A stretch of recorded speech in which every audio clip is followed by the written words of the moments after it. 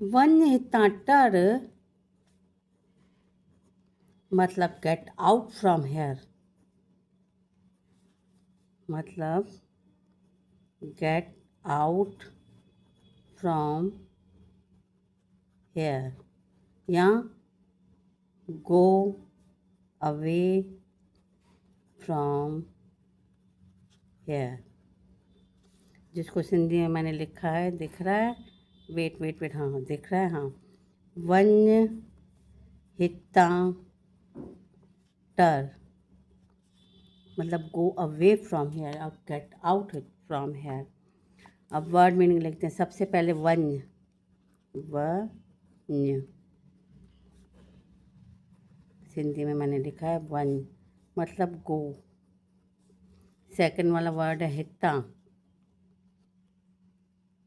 मैंने हिंदी में लिखा है हिता मतलब फ्रॉम हेयर। टर